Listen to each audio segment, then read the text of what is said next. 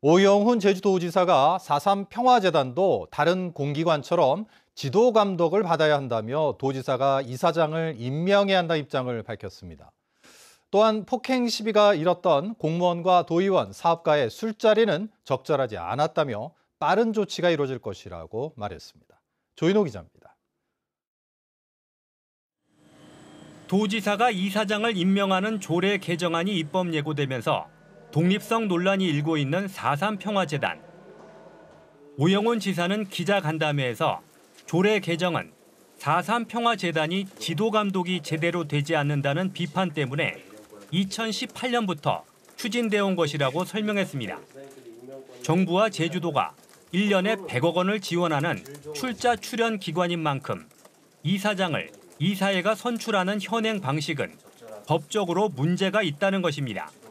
다른 공기관과 똑같이 지도 감독을 받아야 될 위치에 있다고 판단합니다. 아무리 좋은 일을 한다고 하더라도 국민적 동의와 법 앞에서의 평등은 같이 적용돼야 한다고 생각합니다. 선거 공신 등 특정 인사를 이사장으로 임명하려 한다는 의혹에 대해서는 소설이라며 불편한 심경을 드러냈습니다. 소설을 쓰는 방식으로 논의를 이어가는 것보다는 법률과 제도의 근거에서 논의를 좀 이어갔으면 좋겠다는 생각을 합니다. 폭행 시비가 벌어졌던 공무원과 도의원, 사업가의 술자리는 적절치 못한 행동이라고 말했고 술자리에 사업가를 부른 공무원은 대기 발령됐습니다. 적절치 못한 행동에 대해서는 적절한 책임이 뒤따라야 한다고 생각합니다. 그와 관련된 조치가 빠른 시간 안에 이루어질 것이라 생각합니다. 오영훈 지사는 행정체제 개편을 위한 제주특별법 개정안에는 여야 원내대표 모두 긍정적이라며 올해 안에 국회를 통과하도록 최선을 다하겠다고 밝혔습니다. 내년 제주도 예산안을 편성하면서 세금이 줄어 지출을 줄인 상황은 도의회도 충분히 알 것이라며 심의 과정에서 설명하겠다고 말했습니다. MBC 뉴스 조인호입니다. 한 대기업이 시공을 맡은 빌라가 입주 전 하자 문제로 주민들의 민원이 잇따르고 있다는 소식 최근 전해드렸는데요.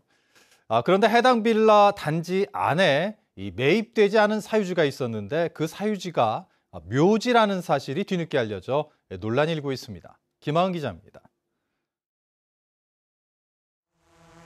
최근 준공 허가를 받고 입주를 시작한 제주 시내 한 빌라 단지. 단지 한가운데 흙밭이 휑하게 방치돼 있습니다. 옆에는 조경용 나무와 잔디가 잘 가꿔져 있지만 아직 이 땅만 아무것도 없이 공터로 남아 있습니다. 입주민들은 물론 시행사도 함부로 손댈 수 없는 사유지이기 때문입니다. 처음에 저희는 그 모델하우스라든지 이런 광고 팜플렛 이런 데에서는 그곳이 그 잔디 내지는 조경 이런 공간인 줄 알고 놀이터의 일부라고 알고서는 이제 다들 분양을 받았는데 너무 놀랐죠. 그러니까 몰랐던 사실이 있었으니까. 단지 내 사유지가 있었음에도 입주민들은 계약 당시 시행사 측으로부터 어떠한 설명도 듣지 못했다며 불만을 제기합니다. 더군다나 해당 사유지가 묘지라는 사실은 입주자들이 등기부등본을 직접 떼고서야 알게 됐습니다. 그게 맹지라고는 말하는데 그게 묘지로 남아있는 부분이어서 그분들이 그 소유자분들이 어떻게 출입을 할 수 있을지는 모르겠지만 걸어서 들어오는 거는 저희가 막을 수가 없는 거잖아요. 시행사 측은 공사를 시작할 당시에는 주인을 찾을 수 없는 무연고 묘지였고 공사 중에 땅 주인이 등기를 등록했지만 매입 의사를 밝히지 않아 사유지로 남겨둘 수밖에 없었다고 설명했습니다. 또 입주자 공고문에 묘지 관련 내용이 있어 입주자들이 충분히 알 수 있었다고 밝혔습니다. 입주자들은 시행사가 계약상 중요한 사실을 구두로 설명할 의무를 지키지 않았다며 손해배상 청구 소송을 검토하고 있어 논란은 더 커질 것으로 보입니다. MBC 뉴스 김하은입니다.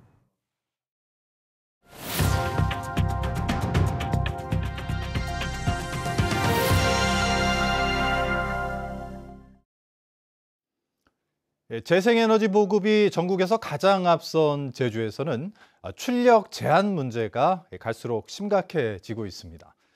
제주 MBC는 출력 제한이 일어나는 원인을 통해 우리 전력 시장이 안고 있는 구조적인 문제를 취재하고 이에 대한 해법을 모색하는 특별 기획 뉴스를 12차례 방송합니다. 오늘은 첫 순서로 제주에서 재생에너지 출력 제한이 왜 일어나는지를 심층 취재했습니다. 송원예 기자가 보도합니다. 7년 전 태양광 발전기를 설치한 홍상기 씨. 지난해부터 갑자기 시름이 커졌습니다. 햇빛이 좋을수록 한전이 강제로 발전을 중단시키는 날이 늘었기 때문입니다. 지난해 30여 차례 출력 제한을 한 데 이어 올해는 봄에만 벌써 30차례를 넘었습니다. 지금까지 손실액만 수천만 원이 넘습니다. 대출 거의 한 70%, 자기 자본 한 30% 해가지고 대출 받아서 지금 가는데 그 이자 원금 누가 이거 책임을 지고. 출력 제한 통보는 SNS 문자로 몇 분 전에 이루어졌고 구체적인 설명도 보상도 없었습니다. 홍 씨는 태양광 발전 사업자 11명과 함께 출력 제한이 부당하다며 행정소송을 냈습니다. 재생에너지를 권장하면서 왜 지금에 와서는 출력 정지가 이루어지면은 피해보는 부분에 대해 가지고 뭔가 보상 체계가 있어야 될 거 아니냐.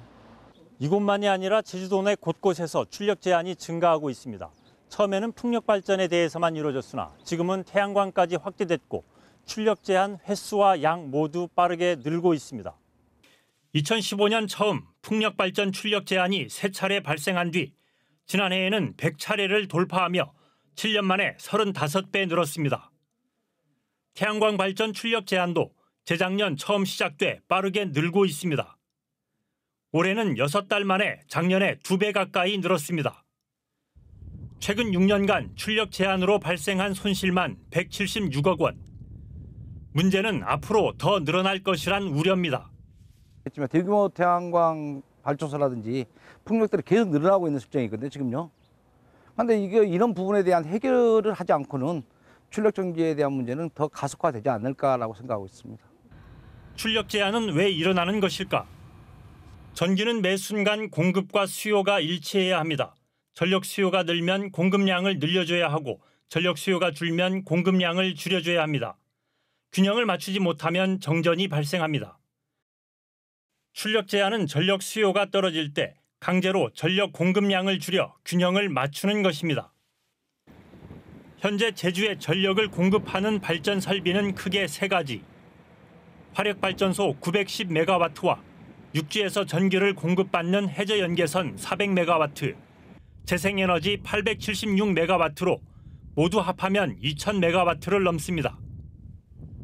제주 지역의 최대 전력 수요가 대략 1000메가와트인 점을 감안하면 발전 설비 용량이 2배 더 많습니다. 바람이 없거나 햇빛이 약해 재생에너지 발전량이 부족할 경우에 대비해 화력발전소와 해저연계선 용량을 충분히 확보한 것입니다. 특히 화력발전기는 한 번 멈추면 다시 가동하는 데 최소 몇십 분이 걸립니다. 또 고장나면 몇 개월을 기다릴 수도 있습니다. 이 때문에 전력당국은 비상 상황에 대비해 항상 돌아가고 있어야 하는 필수 운전 화력발전기를 운영하고 있습니다. 제주에는 현재 넉 대 200메가와트가 운영 중입니다.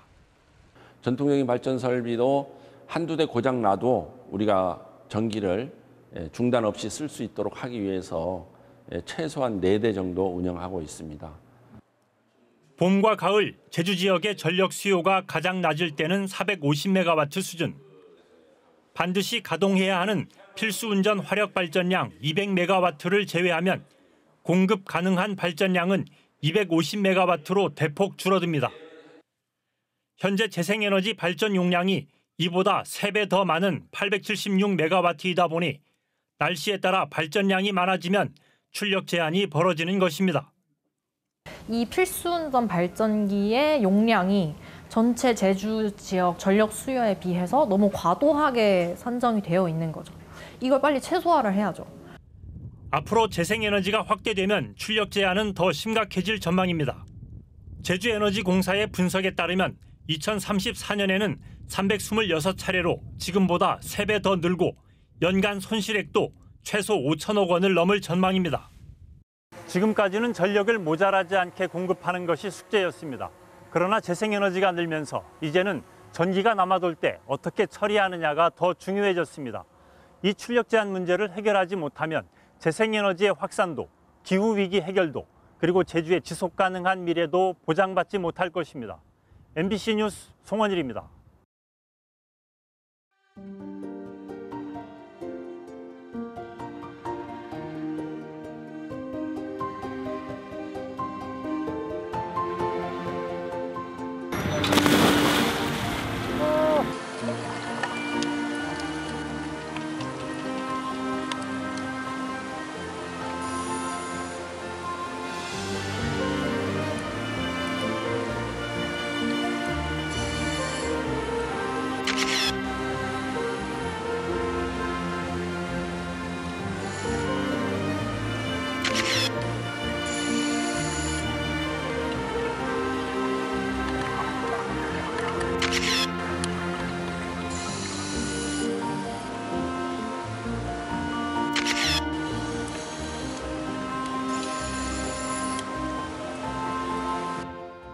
제주도의 수중의 아름다움을 홍보해가지고 많은 다이버들이 제주도에서 즐기고 또 그 아름다운 수중 경관을 또 홍보할 수 있게 하는 겁니다.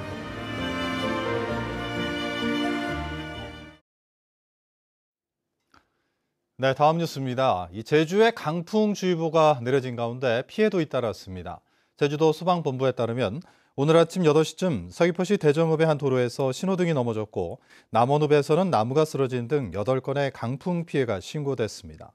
제주공항에는 강풍과 급변풍 특보가 발효 중인 가운데 오늘 하루 항공기 20편이 결항됐고 120여 편이 지연 운항했습니다. 또 제주 앞바다에는 풍랑주의보가 내려져 여객선 한 척이 결항됐습니다. 택시업계의 반발에도 제주지역 택시 기본 요금이 4,100원으로 확정됐습니다.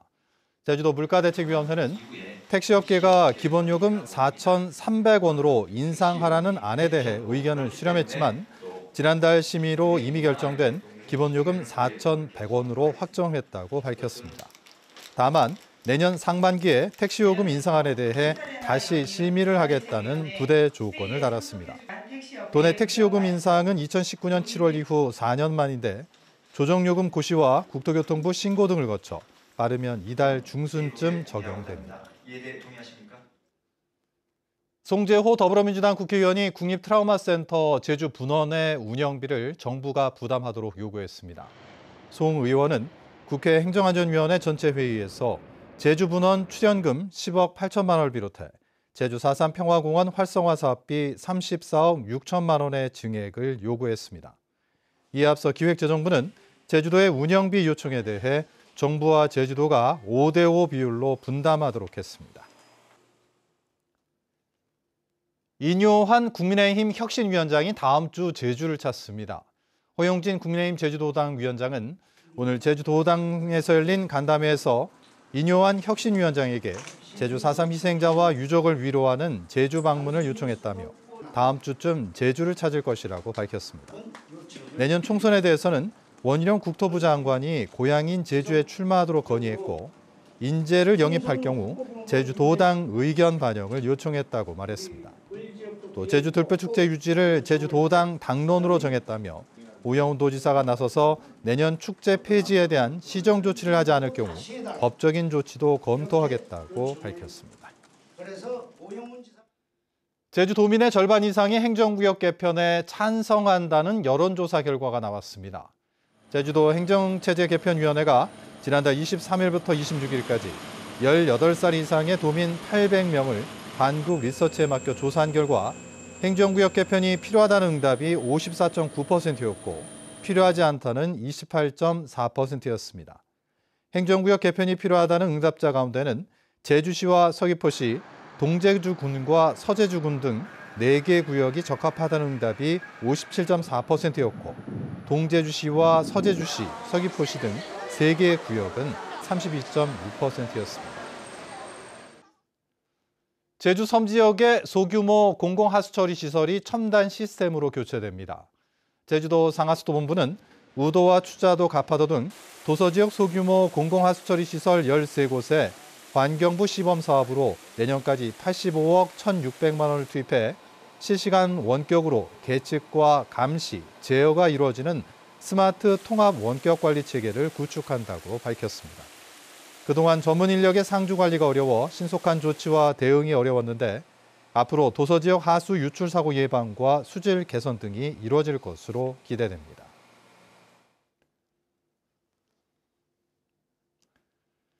뉴스데스크 제주 마칩니다. 시청해주신 여러분 고맙습니다.